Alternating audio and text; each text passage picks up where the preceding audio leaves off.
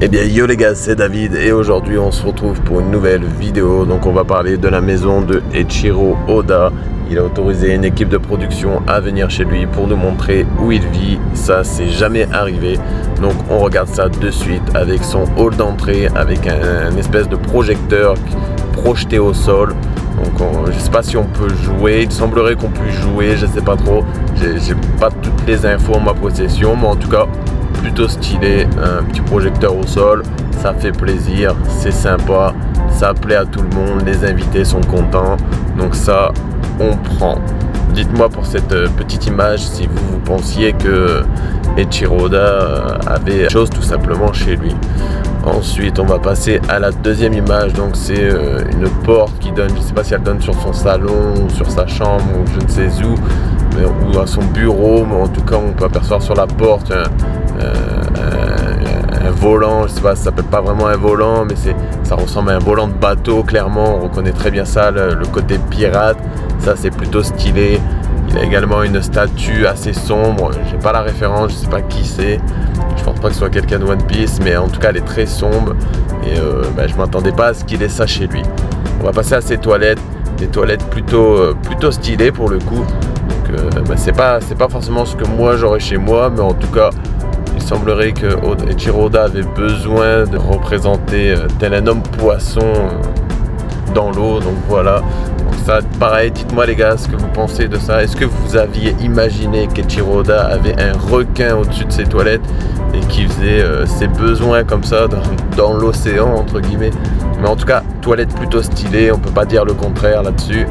Ça, moi j'aime bien, je valide, mais je l'aurais pas spécialement chez moi. Ensuite on passe à une statue taille réelle qu'il possède, donc c'est une statue de Bruce Lee, donc celle-là par contre elle est très stylée. Eiichiro Oda, grand fan de Bruce Lee, donc statue réaliste, hein. Apparemment elle coûte 5000 €. Bon, pour Eiichiro Oda on s'imagine qu'il peut se payer ce type de statue forcément. Donc maintenant on va passer à la prochaine image, donc c'est une deuxième statue taille réelle a priori aussi, hein, de Terminator. Confirmez-moi dans les commentaires, mais il me semble que c'est bien ça, hein, c'est bien Terminator. Donc celle-ci est très stylée les gars, je sais pas ce que vous en pensez, mais moi j'aime beaucoup en tout cas.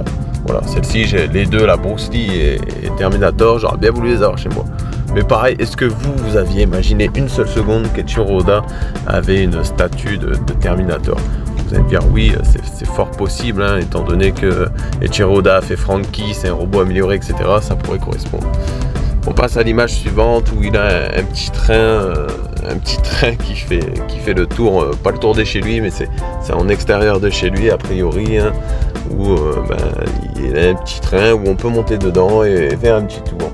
Eiichiro Oda s'est dit voilà, je vais me prendre un petit manège à la maison, tranquillou, et c'est parti. Est-ce que, encore une fois les gars, ça va être toujours la même question, mais est-ce que vous auriez imaginé une seule seconde, désolé pour le bip, est-ce que vous aviez imaginé une seule seconde que Eiichiro Oda pouvait posséder ça? Ensuite on passe à sa salle à manger, donc salle à manger très jolie, les couleurs j'aime bien moi, le sol, etc.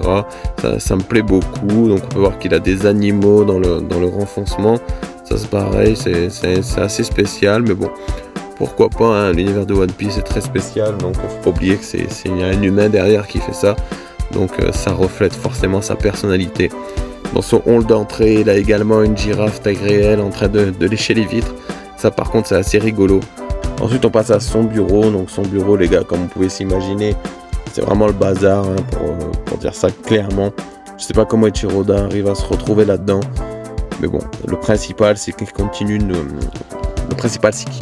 de nous sortir ce qui nous sort actuellement, donc c'est-à-dire un chef-d'œuvre tel que One Piece. Donc merci pour ça Eiichiro Oda. Donc voilà, donc là les gars, il faudrait fouiller pour voir ce qu'il y a précisément, faire des zooms sur les images, mais là j'arrive pas bien à distinguer ce qu'il y a. On peut voir une vue différente du bureau, et il y a vraiment tellement de choses, il doit y avoir un peu de tout et peut-être du n'importe quoi, je ne sais pas, mais à vérifier. Mais là il faudrait vraiment éplucher. Je pense qu'il n'y a pas que du One Piece, il doit y avoir d'autres mangas, donc à confirmer. On peut voir également ses notes, donc toutes les notes où il a fait One Piece, donc peut-être que dedans les gars il y a le One Piece.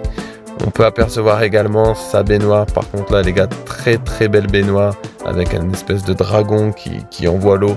Ça j'aime beaucoup les gars. Ça par contre je voudrais bien l'avoir chez moi. Ce type de baignoire là, Oda doit vraiment se reposer dedans. Avec le petit dragon qui envoie l'eau là, très très beau. Voilà les gens, dites-moi ce que vous avez pensé de cette vidéo, de ces images. Donc c'est assez atypique. C'est vraiment à son image je pense. Donc dites-moi si vous auriez imaginé qu'Eiichiro Oda pouvait avoir ce type d'éléments, ce type de choses, ce type de matériaux chez lui, ou est-ce que au contraire vous pensiez à pire. Moi perso j'aurais pas imaginé qu'il avait de telles choses, mais bon c'est le personnage, c'est Oda. Merci pour tout, merci d'avoir créé One Piece, à plus pour de nouvelles vidéos.